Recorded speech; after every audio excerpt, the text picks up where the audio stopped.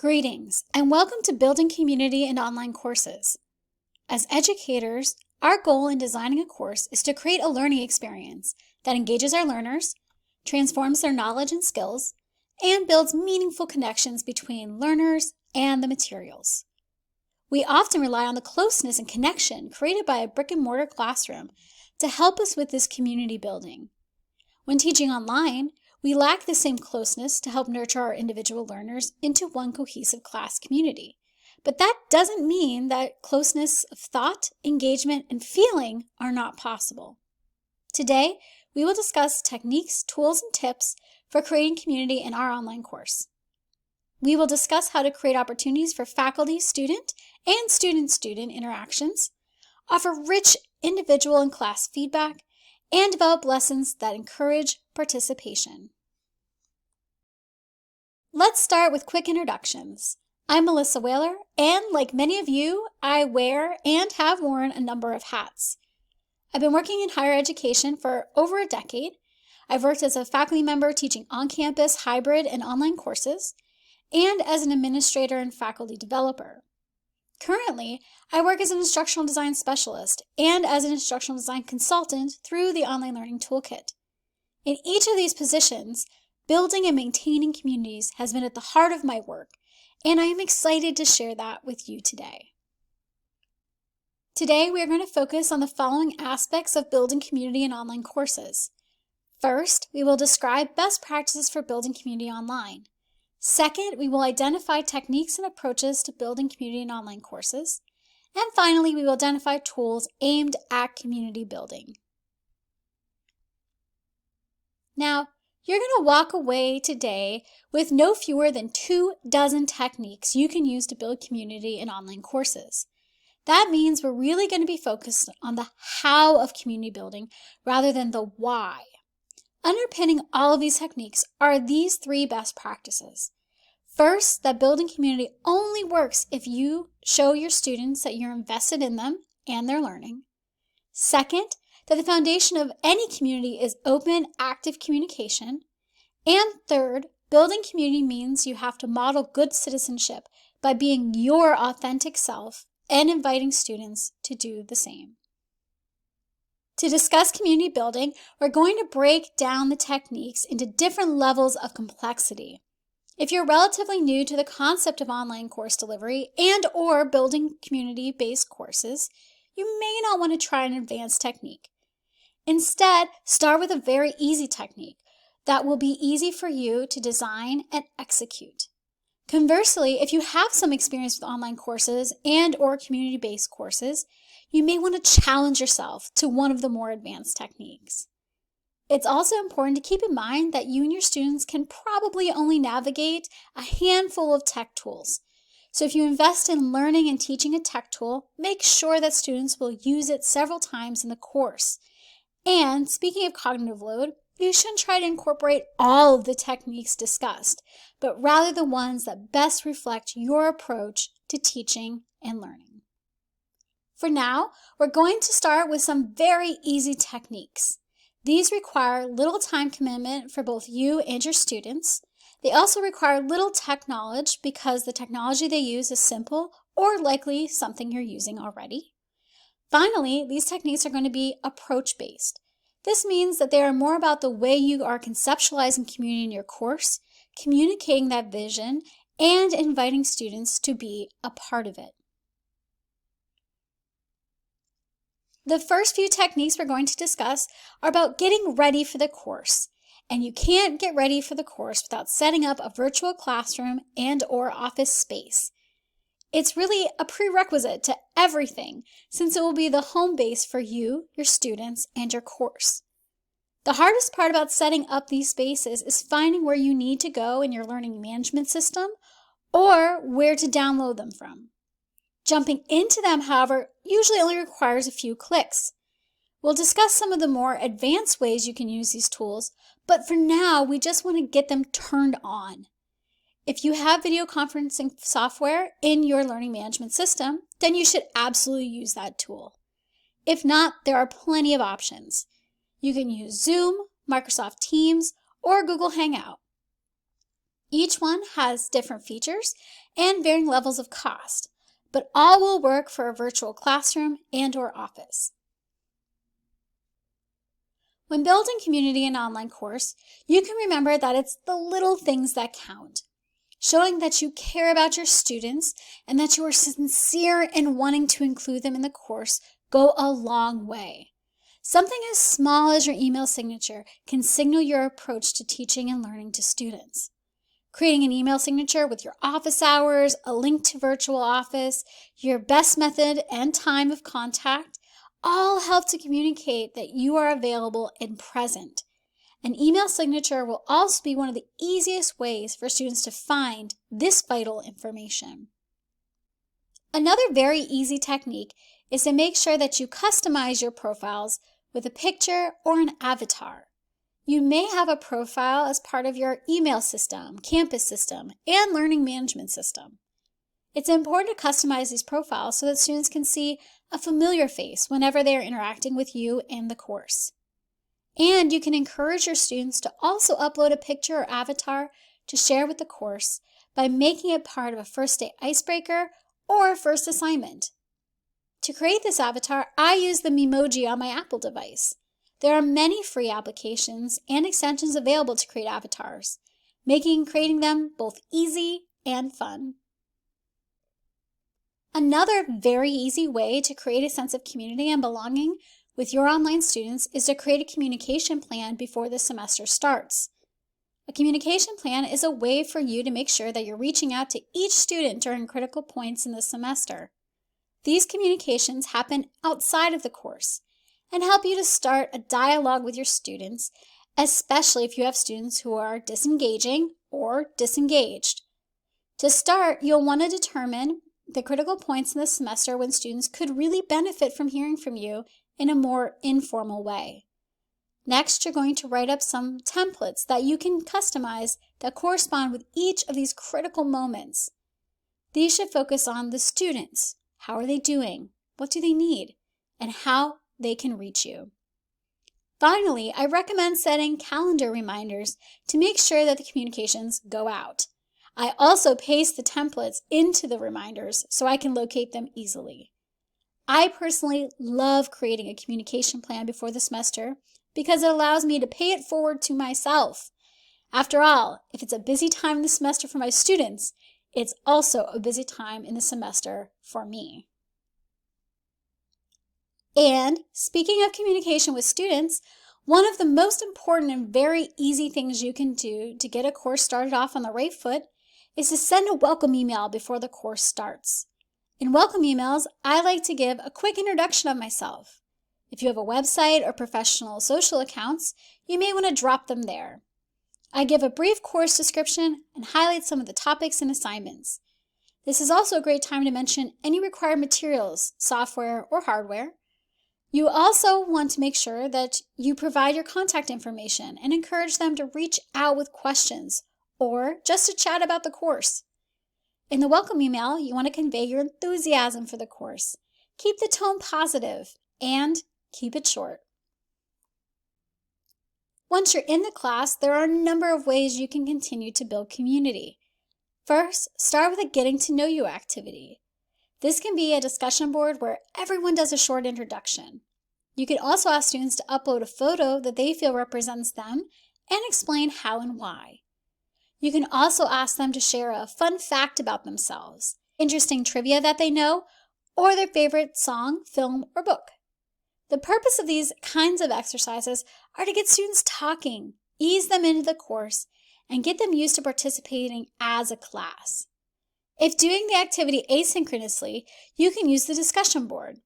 If doing the activity synchronously, you can use any video conferencing platform available to you, such as the one in your learning management system, Zoom, Google Hangout, or MS Teams. If you're holding synchronous class sessions, use games and activities to help build community. Set aside the first or last few minutes of the session for something fun. There are some classic favorites such as charades, show and tell, or Pictionary. You can also play Name That Song, television show, or movie by playing a few notes or showing a screen grab. You can also do a web scavenger hunt for interesting items about the topic you're discussing, or you can give students a logic game, or a puzzle, or a riddle to solve. The purpose of these activities is to get everyone working, talking, and sharing together. Other very easy techniques will help you to maintain the class community you've already built. These include being present on discussion boards, sharing anecdotes to help explain concepts or provide as examples, providing some extra support around difficult points in the term, such as major deadlines, midterms, and finals, and posting announcements about social and/or campus events.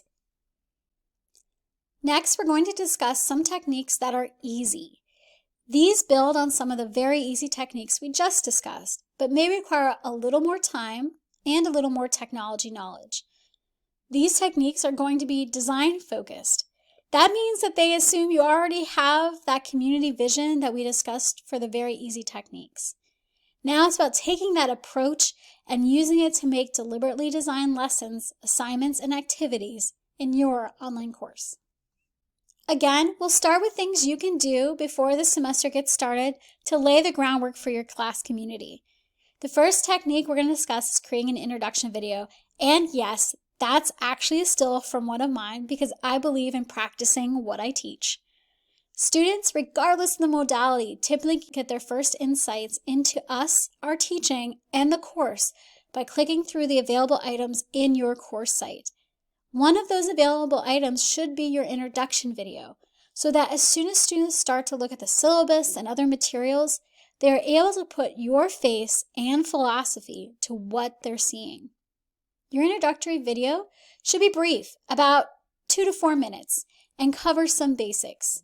Your name, your department, the courses you teach, your background, and your approach to teaching.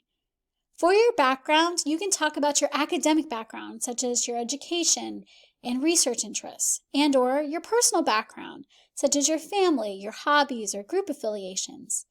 You should give a quick paraphrase of your teaching philosophy and its major tenets.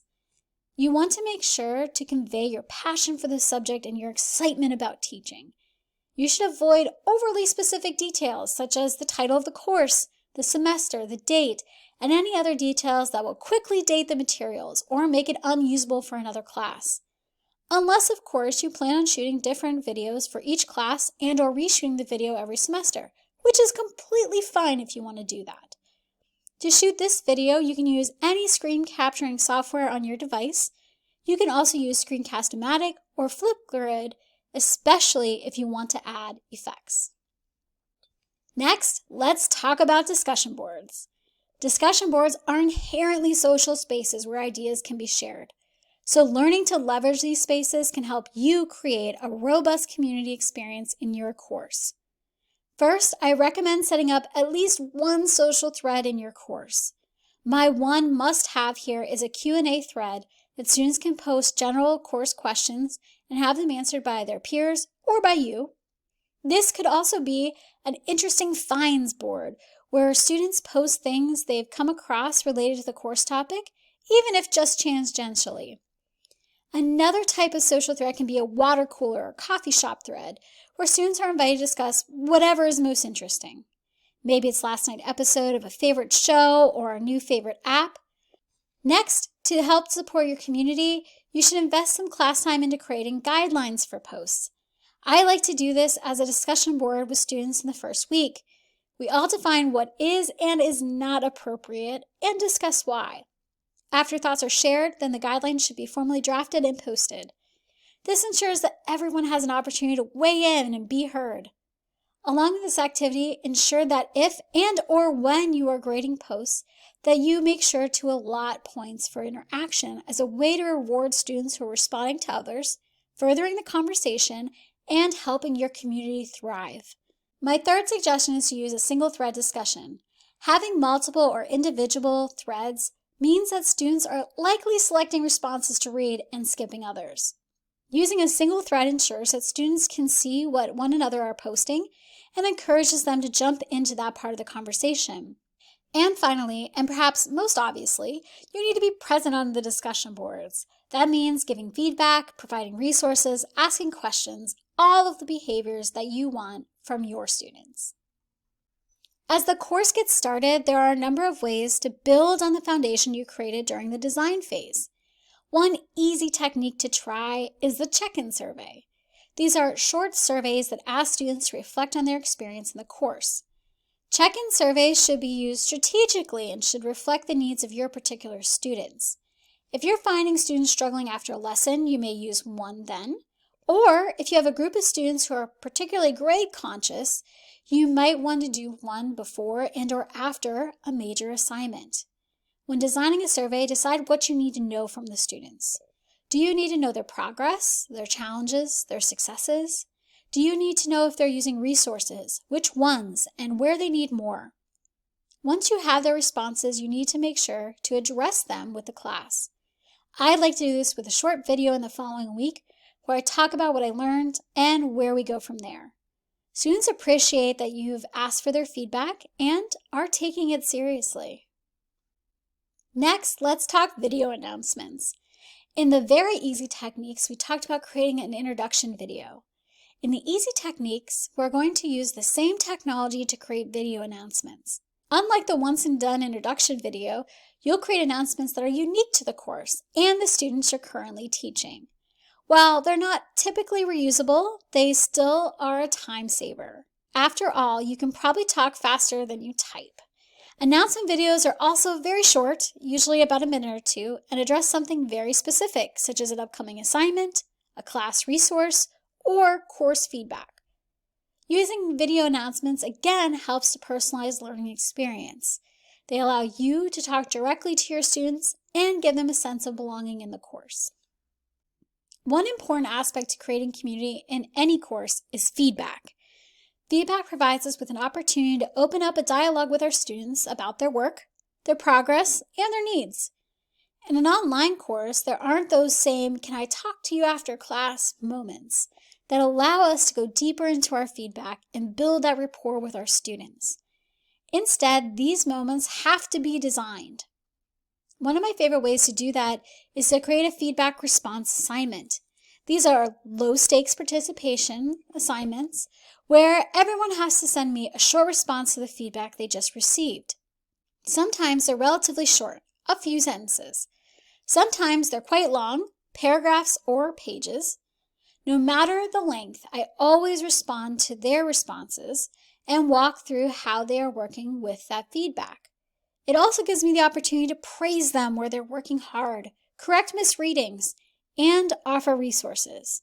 I usually do my response as a video so they can see my face and hear my voice. The last of our very easy techniques is to help students form study groups, or as I like to call them, accountability groups. During the first week of the class, I let students know that they will be assigned study groups for the semester. For an online course, these study groups are often dictated by time zones, since that helps students to better coordinate their meetups. Students can earn credit by meeting with their study group.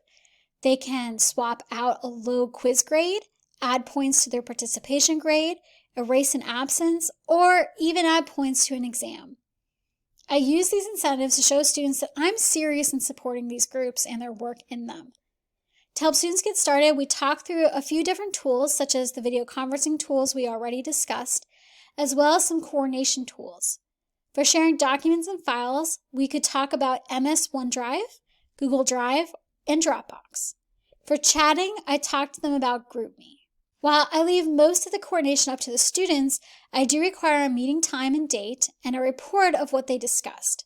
During the semester, I'll visit each study group to see what they're up to, answer questions, give them resources, or just have a chat. Next, we're going to talk about intermediate techniques.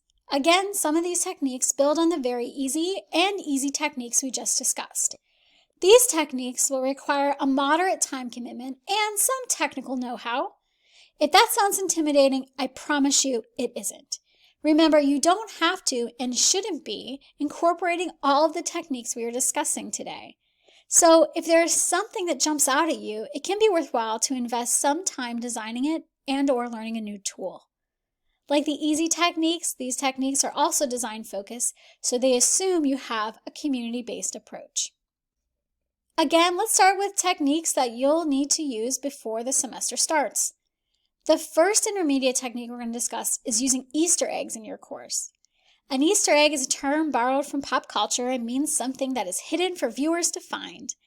Using Easter eggs in your course can interject a little levity into your course, help you build rapport with your students, and keep them engaged. Here's an example where I hid a pretty obvious Easter egg in my introduction video. This one encourages students to contact me with a movie recommendation. I love discovering new movies for extra credit. I get great recommendations. Students get a few extra credit points, and I get to see how many students are engaging with my materials. After a few days, I like to post an announcement thanking students for the recommendation and giving students who may have skipped my introduction video a hint at an extra credit opportunity. The movie recommendations also give me an insight into my students' interests and often lead to wonderful conversations that wouldn't have happened otherwise. Hide Easter eggs in your syllabus, course orientation materials, lecture videos, and course materials. Wherever you want to make sure that students are engaged in a fun, no-stakes way. There's not a lot of technology involved, but it does take some time to plot them out. Another community building technique that you can set up before the semester starts is a course toolbox. Of course, a toolbox is a collection of resources that are housed in your course site. In my toolbox, I include my contact information, campus resources, assignment resources, technology resources, and course tutorials. Having a centralized place to house these materials shows students that you are there to support their learning. It is another way to build rapport with your students from the first moments they enter your course. Another intermediate technique you can get set up before the start of the semester is a class notebook. This is a shared space where students collaborate on note-taking. There's a couple ways to use a class notebook. First, you can assign a student to take notes in each session and share those notes with the class. This works particularly well in larger classes.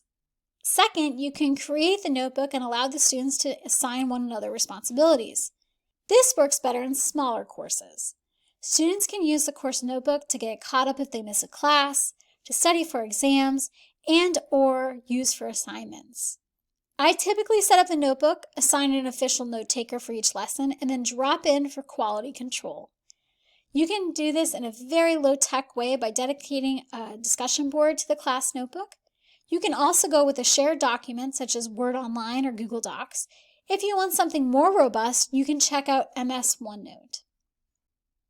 In the very easy section, we talked about an introduction video. In the easy section, we talked about video announcements. To build on those techniques, you can create overview videos. These are videos that provide a short summary for the week, topic, or unit. Begin with a quick reminder of what was just learned. Talk about how it connects to this week, topic, or unit. Give a brief summary of the knowledge and skills to be learned, and the learning outcomes. These overviews can be evergreen resources, so you do not want to mention anything that might date it, such as dates, homework, or assignments. This is an example of one of my overview videos. I typically create a presentation slide and do a screencast since they are typically only a minute or two. Next, let's talk about social media. Using social media in a course is a great opportunity to build community beyond the learning management system and the course site. It also has the advantage of meeting students where they are and, frankly, where they're spending a good amount of time. Many social media platforms offer several advantages for building community in your online class.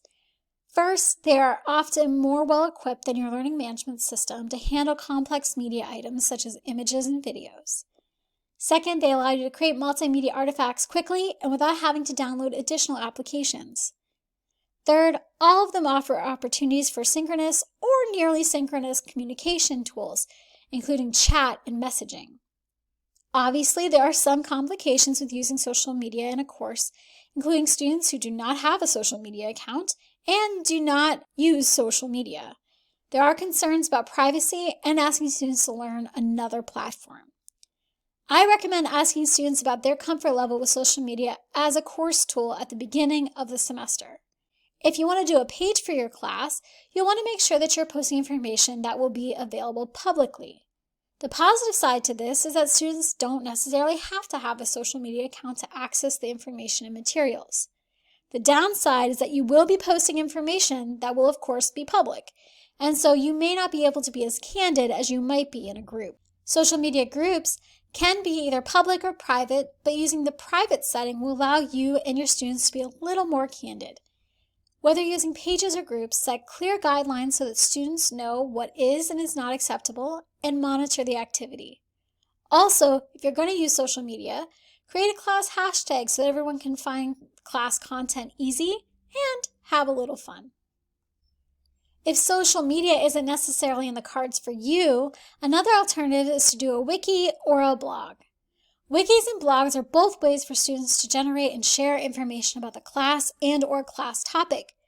Like social media platforms, wikis and blogs allow you to create, share, and publish multimedia artifacts and provide tools for synchronous or nearly synchronous communication, such as chats, discussion, and messaging. Wikis and blogs can also be set to either public or private settings, so you do have a little bit more control over where your content goes and who's viewing it. Another advantage of wikis and blogs is that they can last beyond the duration of a semester, and new classes can add to the work of their predecessors, expanding the concept of community even further. Finally, we're going to discuss some advanced techniques. Again, some of these techniques build on the very easy, and intermediate techniques we just discussed. These techniques will require a sincere commitment and technical know-how, but that's okay, because you will likely only be incorporating one of them in a course. Like the easy and intermediate techniques, these techniques are also design focused, so they assume you have a community approach. The first advanced technique we're going to discuss is creating interactive lessons. We've already discussed how to create more engaging synchronous lessons by using games and activities, so now we're going to focus on asynchronous lessons. For an asynchronous lesson, you're going to have to add something to the lesson to make sure students are engaging with it. Now, this can be as simple as following up an asynchronous lesson with a discussion board or an activity that requires students to use information and skills provided in the lesson to complete it. However, to create a truly interactive lesson, you're going to have to be able to embed activities within it. These could be video responses, polls, or multiple choice questions. And this likely means you're going to have to learn some new tech tool, such as PlayPosit or VoiceThread. These tools allow you to take one of your current recorded lectures and add opportunities for student-student and student-faculty interactions, both of which are important to building and maintaining community in an online course. Next, we're going to move from learning new tech tools before the start of the semester, now to the actual first day of the class. In the very easy techniques, we talked about creating a video introduction so that students can get to know more about you as a faculty member. Now that you've gotten a little bit more comfortable with using videos, it's time to help your students do the same. Ask your students to create and post a video introduction. For video introductions, I allow the students to use whatever video software they are most familiar with so that they can be comfortable using the software on their mobile devices or the video software that they use most frequently on social media. For students who are not familiar with video recording, I do suggest using Flipgrid or Screencast-O-Matic, since they're both very user-friendly and, more importantly, free. I also allow students to create a video in whatever way they want. Some students use their avatar, others use emojis, others use images to represent themselves, and some just turn the camera on themselves and talk. Giving them options keeps the focus on fun and sharing. Another peer sharing technique involves peer review. Sometimes in an online course, we can feel compelled to draw peer review because it can feel overwhelming. However, peer review offers opportunities for collaboration, discussing, and peer teaching that are important parts of any educational journey. To do a peer review online, you do need to be able to coordinate some moving parts. But with the right setup, it's a very rewarding experience. First, consider how students will exchange their papers for review. This can be done easily through the sharing sites we've already discussed, such as MS OneDrive, Google Drive, or Dropbox. I have also created discussion threads for each group of peer reviewers to exchange their artifacts. Once you've selected a way to share, students will be able to use the same platform for commenting. I have found this part of the process to be much easier by using a sharing site. Whenever possible, select a sharing site that students are already familiar with because it's either being used widely at the institution or because you've already used it in the course. Another very important peer sharing activity that can sometimes get cut in an online course are student presentations. Having students present their work throughout the semester is an important part of building community because students directly contribute to the knowledge base of the entire class. And it's for that reason that it's imperative that students are able to view these presentations, ask questions, and provide feedback. If you're having students give their presentations extemporaneously during a synchronous session, make sure you also record these in the event that students are unable to join the live sessions so that they still have an opportunity to view them and participate. I typically ask students to pre-record their presentations and have them post them on a discussion board for the class. The reason why I like pre-recorded presentations is because it allows students to give the class their best take rather than their first take. They are often more confident and less anxious about the assignment, and they learn new skills such as video editing. The final advanced technique we're going to discuss is the watch party. A watch party is where someone coordinates a simultaneous viewing of a video, such as a television show or film. Watchers usually post the responses and reactions in real time. This kind of shared social experience helps create conversation and build community. It's important to make sure that all students have access to whatever is being watched, as well as a place for them to share their comments. This could be something as simple as a discussion board that provides the information on when, where, and how to watch, as well as a space for comments. You can also use any of the other platforms that we've just discussed, such as a social media page or group, a wiki, or a blog. Now, throughout the presentation, I mentioned different tools, and I want to share with you my toolbox for building community online. We've talked about sharing platforms, ways to create video, virtual spaces, interactive lessons, and LMS tools. I'd like to conclude by saying that so much of building community in any course is about the desire to do it. And in that way, you are already on the way to building community in your online courses. You decided to learn more about it and invested your time to do it. All of these techniques are meant to help support that desire and help you implement your community vision.